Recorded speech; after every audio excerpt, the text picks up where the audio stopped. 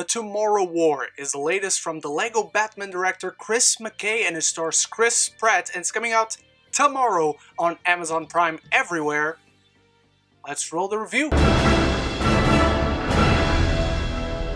The world is stunned when a group of time travelers arrive from the year 2051 to deliver an urgent message. 30 years in the future, mankind is losing a global war against a deadly alien species. And when a family man is drafted to fight in this future war, the fate of humanity relies on his ability to confront his past. Before I give you my thoughts, why don't you let me know yours if you're excited for the film, if you've already seen it, all of that in the comments below. Start the conversation, it's the most important part. And while you're down there, if you're new to the channel, consider clicking the subscribe button. It helps the channel a ton. It does wonders to get the content out there, and you'll stop a future war against deadly aliens if you do so. It's true, I've seen the future. As a big sci-fi geek, this premise alone is intriguing to me. I love anything time travel, I love anything futuristic. Action sci-fi is my jam, and it stars Chris Pratt, and I love the Lego Batman movie. It's the best Lego movie we have to date, and so I was excited,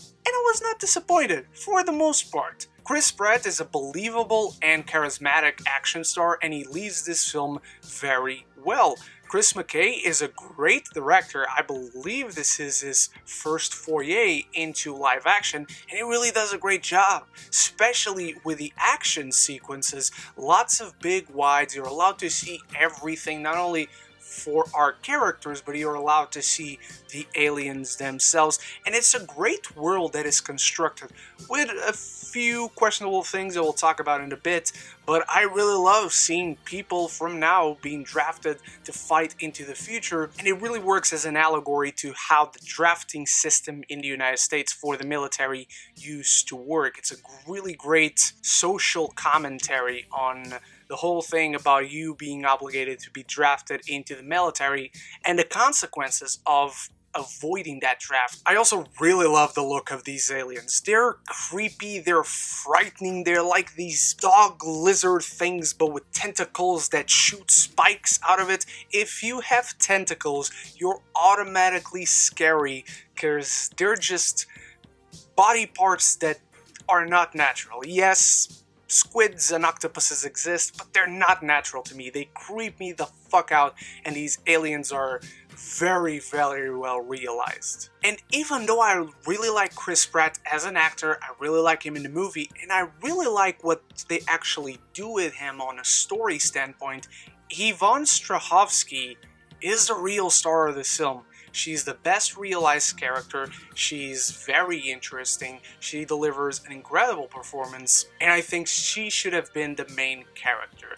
I'm not going to spoil anything, even though her identity is very obvious from the beginning. But as much as I like this film, I could see how it could have been even better if they had capitalized on the emotional prowess of her story and her involvement in the film, because apart from all the great action, all the cool sci-fi time travel-y stuff, this film actually has a lot more heart than I was expecting, and a lot of it is very effective. Because the film from the beginning gives time to develop its characters and make you want to root for them. They're likable, they have dimensions, they have clear wants and needs, and that also applies to the future characters, but specifically Yvonne Strahovski, who just has an incredible dynamic with Chris Pratt and brings out the emotional power that this film can have. And they have an incredible dynamic that brings out the really core emotionality that the film has, and that's truly the film's secret weapon. The film does disappoint in terms of its pacing. You can definitely feel the 140-minute runtime, especially because the film comes to an emotional crescendo at around the 1 hour and 40-minute mark, and then you still have the third act, which features all the cool sci-fi, time travel, fighting alien stuff, and that's great. For a summer blockbuster, that's exactly what you want, and it's not necessarily a bad thing. It's just that the second act peaked with something much better than what we're given in the third act. I also feel that the comedy was hit and miss. Sometimes it really worked, other times it just felt too much, especially Sam Richardson's character. He's great. Everything he says or does that is meant to be funny really hits.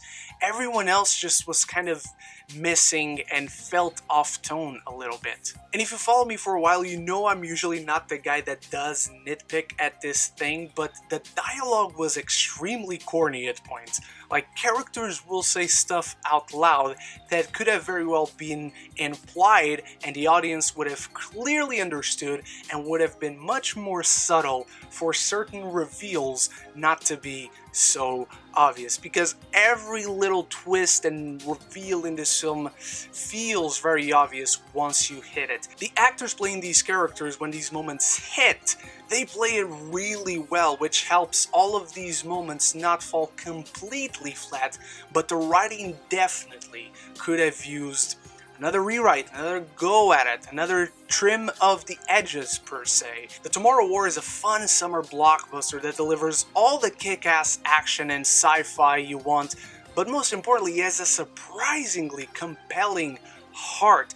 It needed another rewrite. The premise does still feel convoluted, and when it comes to whoever created the time travel in this film, they got some lawsuits coming, because wow.